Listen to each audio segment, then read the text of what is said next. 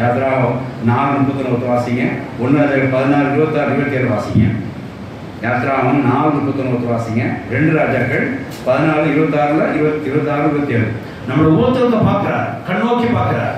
இந்த உபத்திரம் எப்படி நினைச்சாங்க, அதிசீக்கிரம் இந்த உபத்திரம் நம்மளுடைய நீங்கி போயிடும்.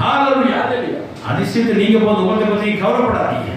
அப்போஸ்தலர் அதிசீக்கிரம் நீங்கி போகுது உபத்திரம் என்று சொல்றார். ஏன்னா கர்த்தர் அந்த உபத்திரம் பார்த்து கொண்டிருக்கார். சீக்கிரம் அந்த உபத்திரம் செய்யணும், நீங்கி போயிடும். வாசிக்கலாம். ஜனங்கள் விசுவாசித்தார்கள். கர்த்தர் இஸ்ரவேல் புத்திரரை சபித்தார் என்றும் அவர்கள் படு உபத்திரவங்களை கண்ணோக்கி பார்த்தார் என்றும். ஆமென்.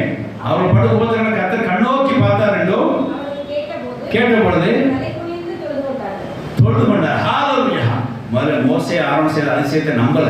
நம்ம அவங்களே விசுவாசித்தார்கள். கர்த்தர் எங்களை ரட்சித்துக் கொண்டார், எங்கள் உபத்திரங்களை என்ன செஞ்சார், கண்ணோக்கி பார்த்துட்டார் சொல்லி நம்பி விசுவாசித்த தேவனை தொழுது கொண்டார். ஹalleluya. உபத்திரத்தை கர்த்தர் பார்க்கிறவராக இருக்கிறார். ஹalleluya. ரொம்ப நாள் அந்த உபத்திரம் 10 நாள் உபத்திரப்படுன்னு பேரு சொல்றார். ஆனால் ரொம்ப விசுவாசம் அதிகம் பாருங்க. அப்போஸ்தலர் பேதுரு 10 நாள் சொல்றாரு. என்ன 10 நாள் உபத்திரம் அப்போ செய்யப்பட அப்போஸ்தலர் என்ன சொல்றோமா, அதிசீக்கிரமா நீங்க போகுங்கிறார். அந்த உபத்திரம் அது 1 நாளாக இருக்கலாம், 1 ஹவராக கூட இருக்கலாம் அப்படின்றார். அப்போ அவருக்கு இன்னும் விசுவாசம் அது அதிகம்.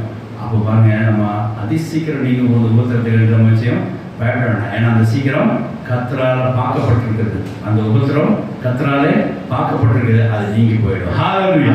அந்த அதிசயத்தை அவர் ஏற்றுக்கொண்டார். அதே மாதிரி பாருங்க, 2 ராஜாக்கள் 14 இவங்க கர்த்தர் இவங்க கை கொடுத்தாலும் பயந்து ஓட ஆரம்பிச்சிட்டாங்க. வாசிக்கலாம்.